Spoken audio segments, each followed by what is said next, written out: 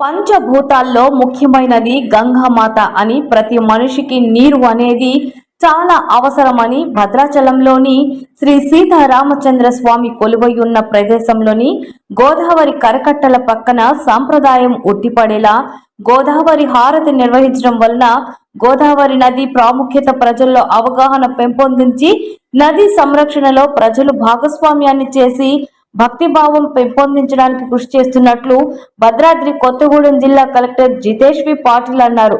ఆదివారం నాడు భద్రాచలంలోని గోదావరి కరకట్టల దగ్గర ది రివర్ ఫెస్టివల్ లో భాగంగా ఏర్పాటు చేసిన నదీ హారతి కార్యక్రమంలో ఆయన పాల్గొని పూజా కార్యక్రమాలను తిలకించిన అనంతరం నదీ హారతి జ్యోతి వెలిగించి అర్చకుల దీవెనలను అందుకున్నారు. ఈ కార్యక్రమంలో దేవస్థానం ఈవో దామోదర్ రావు, సిఎస్ఆర్ సమ్మిట్ డైరెక్టర్ సుమన్, అర్చక స్వాములు రవికుమార్, వజ్జల రవి, భక్తులు తదితరులు పాల్గొన్నారు.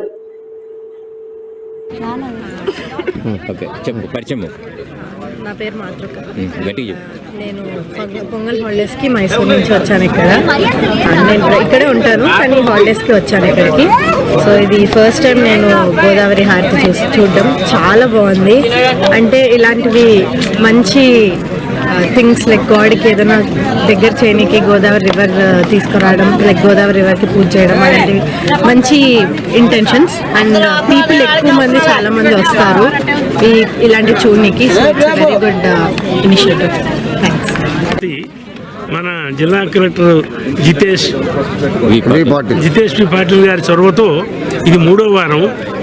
ముందు శనివారం మొదలుపెట్టారు కానీ రాముడికి ఇష్టమైన రోజు ఆదివారం అని వారికి తెలియజేస్తే మంచిది. మీరు చెబుతున్నారు, పండితులు భక్తులు కూడా అదే తెలియజేస్తున్నారు.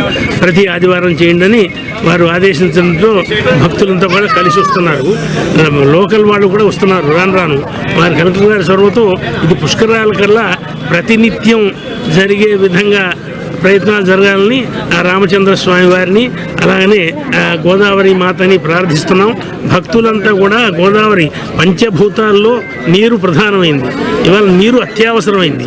ఆ నీటిని రక్షించుకోవాల్సిన అవసరం ప్రజలందరిపైన ఉన్నది. దానిలో భాగంగా కలెక్టర్ గారి చొరవతో ప్రతి వారం చేద్దామని చెప్పారు. ఆ నిర్ణయంలో భాగంగా ఈరోజు గోదావరి హారతి నిర్వహించడం జరిగింది. అలాగనే ప్రతి ఆదివారం కూడా గోదావరి హారతి నిర్వహించడం జరుగుతుంది. భక్తులందరూ కూడా ఈ కార్యక్రమంలో పాల్గొని శ్రీరామచంద్ర స్వామి అనుగ్రహంతో గోదావరి మాత శుభాశీస్సులు పొందవలసిందిగా కోరుతున్నాను. ప్రతి ఆదివారం మన భద్రాచలం గోదావరి నది తీరు పైన ఒక మంచి సాంప్రదాయం మొదలైంది.